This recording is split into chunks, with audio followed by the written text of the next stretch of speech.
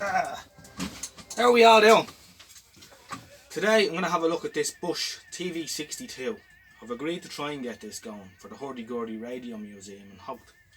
It's a small museum and it's based in a Martello tower. And if you're in Ireland, it's well worth having a look. They've mainly a collection of radios, but they have a handful of TVs as well. The tower itself was used by Marconi in his first I think he first used it as a station to transmit across the Irish Sea, and so it has a long history, this tower, with radio communications, and they run an amateur radio station there as well, so it's well worth having a look if you're interested in radios. And as I say, they have a small, smarter than a television, probably, I don't know, about 10 on display. So I was chatting with them out there and they asked me, you know, was it possible to get one of these TVs? No, I said, of course, no problem at all. But so I said I'd have a look at this one. I picked this one out of, there were a few there. There were Bosch TV62, a HMV 1807, and GC BT302. They're and a couple more that I can't. Oh, there was a little Sony as well. I think it's a 1320, one of the real early Sony small colour TVs, which I'd like to have a look at as well at some stage. So I picked this one because it uses the Bosch TV56 type circuit and chassis, and I've got a couple of them in the collection and I've never had any problem getting them going. So it uses the same electrical circuit with a different chassis layout. On the TV56 to TV66 series, the controls are under a flip down lid on the front, whereas on these the controls are on a sub-chassis along the back top of the cabinet. It's a bakelite cabinet and it sort of resembles the TV22. Probably one of the last bakelite televisions made, I would imagine. So I'm hoping, I don't know what I'm going to get into here now, I don't know if it's viable or not, but I said I'll have a look at it and I'll let you know if it's viable or not, and I'll get it across the line and get it going if it is. It can cost me a couple of quid in parts, all being well, a few caps and that. I'll probably go ahead and change quite a lot of the stuff in it, whereas I know usually I do just a resurrection type video, or you know, I like to get things, I'm not into this fully restored thing, I'm too lazy for a start, but I like the lived in look and that. But as this is going to be used and a display item, I'll probably get fairly well involved just to make sure that it's reliable. So I'll spin it around, I'll get the camera in, we'll get the back off and we'll have a little squint inside it. And then they've had a little bit of problem with dampness out there over the years. There's a few leaks in the roof and that at times, so I'm going to use the DC trick to dry out the line output transformer, and I'll leave it here for a couple of weeks. You can actually take the line output transformer out of this quite easily, so I might go ahead and do that. It's just 2 screws to hold it in, and then I can put it to one side and let it dry out for a few weeks. There's no hurry on this, although I'll try and get back to them before Christmas, you know, so we're in the sort of late November now, so if I get across the line in the next couple of weeks, we'll be doing well. Lovely little television, I wouldn't mind getting one myself. I think they're neat looking, they're unusual. They look sort of like E.T. space agey sort of look, I think. But anyway, enough bullshit. We'll spin it around and have a look at it. So what I'm going to do is I'm going to put down its face, and the face is going to rest here. So just the bit of carpet there just to protect the bakelite from getting scratched.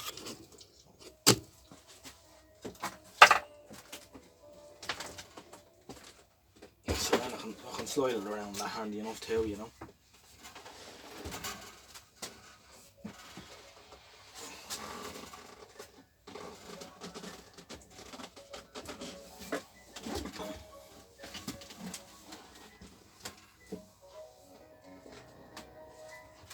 The cabinet itself has a couple of little cracks in it. There's one here, maybe that's the only crack, but it has reinforced them with super glue as well, and it has quite a few scratches on it too, but I'll try and polish them out as best I can.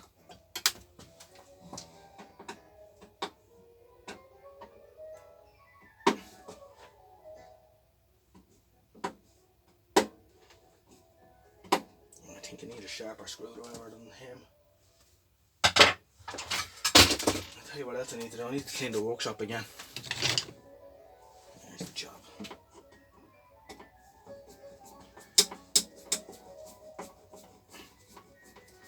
So it'll be interesting to see if there's much work done to this over the years.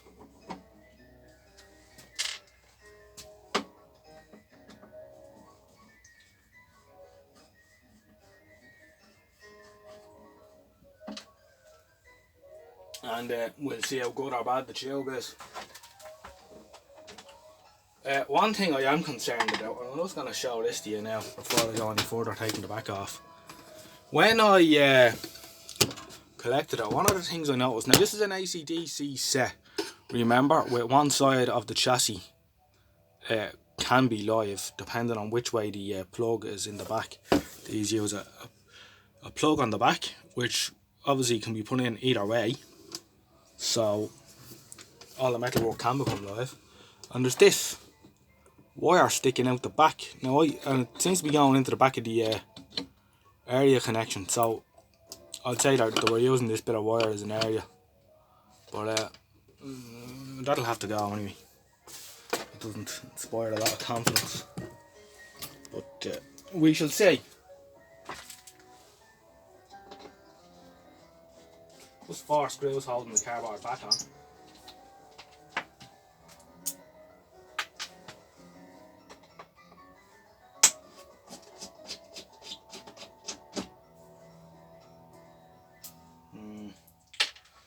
Someone's used the wrong screw there. Anyway, not to worry. Right, there's our little cardboard back off. Plenty of nice dust and cobwebs in him. He's nice and original. So this obviously hasn't seen any use since, well, at least 30 years. I think RTE switched off their 405 line service in 77. I could be wrong about that. There's not much information around on RTE like there would be on the BBC and stuff in the UK. But so let's say, yeah, it's at least, it's over 40 years probably since this was used in anger. The first thing I found, there's the label off the tube in the bottom of the cabinet. AW3621. Oh yes, these don't have the other ones, TV56, 66, that series of television, have a magnetically focused tube, where these are electrically focused. So the focus arrangement is slightly different, and you haven't got the big lever on the back working the magnet in and out for the focus. So I'm just going to yank the phone off the old stand and get in here and have a squint at this. The chassis comprises of 2 decks, time bases and power supply here, and signals and video over here.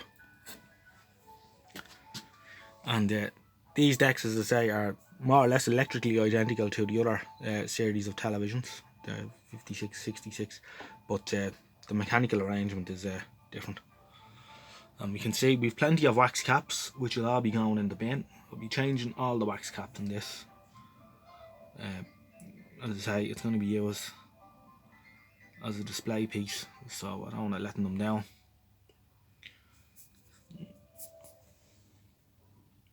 No signs of any bodgery really, or any work having been done on underneath. I'll flip it up and see what it looks like. The top part.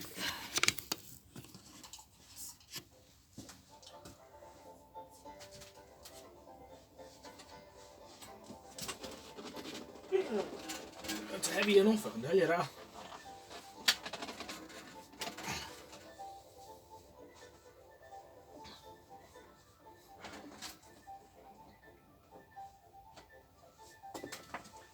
It's electrically focused, but it still uses a iron trap, and it has a bent gun.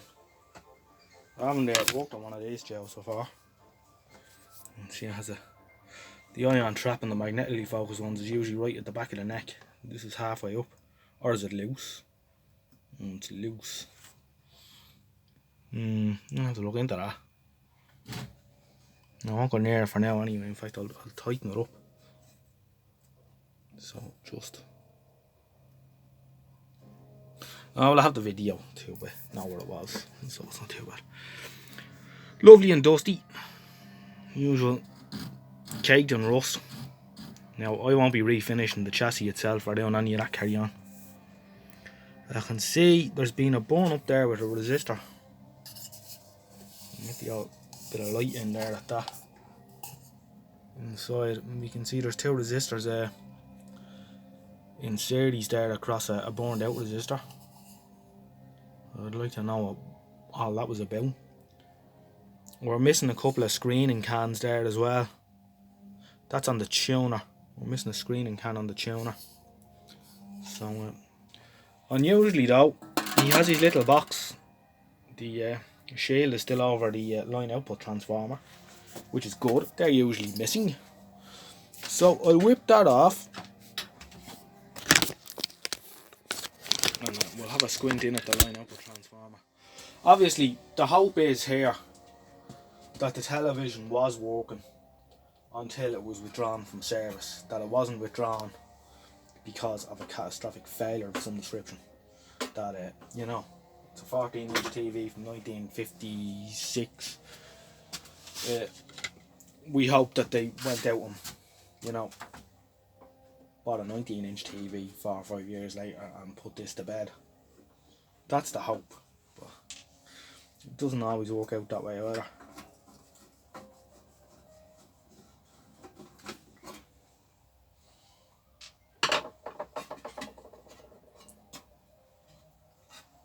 Okay, so it's the line output transformer that is there. Someone has nicked the two bottles out of it. The boost diode and the line output valve are missing, and the EHT rectifier valve EYAE1, something like that. Someone's tried to nick him and the cap has come off the top of the valve and they've left it there. So that's where we're at. So, and it also looks, if you look at the dust, see the pattern on the dust on the top of the line output transformer, that's typical of when rain gets into a television and the dust kind of gets washed up into those little hills of dust or whatever you like. So I'd imagine this is being wet at some stage. I don't know where it came from or where they got it. It was obviously donated to them. Could have come out with a skip, you know, God knows where it came from. So that's where we're at. I'm going to go ahead and take the line output transformer out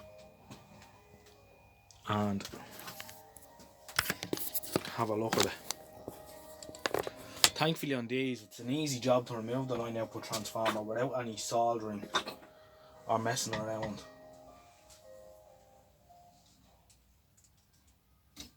And I have to say, these give a good account of themselves when they were started. They're a good television.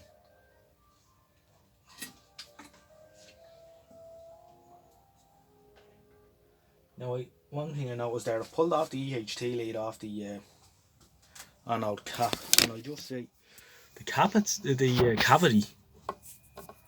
You can just see him there. It's quite rusty. Now, I have had it where they've gone rusty and the air has gotten in there. So, fingers crossed the tube's alright. The tube is the only showstopper for me with this television because I haven't got one. I've got a couple of 17-inch tubes, 70 degree, and I've got, I think I might have one 19-inch one, but I've no 14-inch tubes at all like this. So that's gonna stop play if it's goosed, we're goosed. But we'll soon find out. So my plan is to get this going with the minimum amount of work first, and then see, you know, if we can get some sort of a raster or a blub on the screen of the tube, that we know that the CRT is okay, and then I will go ahead and swap out all the wax caps, check for other problems, and then we should be good to go. But obviously it all hinges on the tube being okay. So that's the line transformer out. That's real easy, isn't it? So it looks alright, that's all I can say. It's a wax covered one. Some of the earlier ones were open. This is coated in wax in the pitch. So I think it's going to take a while for this to dry out. You know, it's been sitting in a damp tower for I don't know how many years, and you know, it's been in the rain at some stage, and we could have lived in a shed for a long time before that. So it'll take a while for it to dry out. It's in the shed anyway, the set itself. I run a dehumidifier here all the time, with fairly low humidity in here, so that'll all help to dry him out. As I say, I'm going to run the bench power supply. I'll try and get it to dissipate a couple of watts through the line output transformer and dry it out from the inside by running the current from the two top caps of the line output valve and the boost diode. And I'll leave it like that for a couple of weeks. There's no hurry on that. I'll let it dry out nice and slowly. And touch wood, we should be alright. Now lucky enough, if we're not okay, I have a line output transformer on a spare chassis. I have a spare chassis for one of these. Not one of these, one of the 56 series, so, which was a television that I restored years ago. But the cabinet was so far gone, it just wasn't worth doing. So there was a chap looking for a 23-inch tube, so I gave him the tube and I scrapped the set, but I kept the chassis. Now sadly, as I say, the mechanical layout of the chassis are different, or it would be just a case of put the two chassis into this, swap them out, swap the two decks out, and we could be away, but sadly we can't do that due to the mechanical differences. So that's more or less it. The only thing I'm going to check now is, I'm just going to check the two fuses for the crack, see if they're intact or not.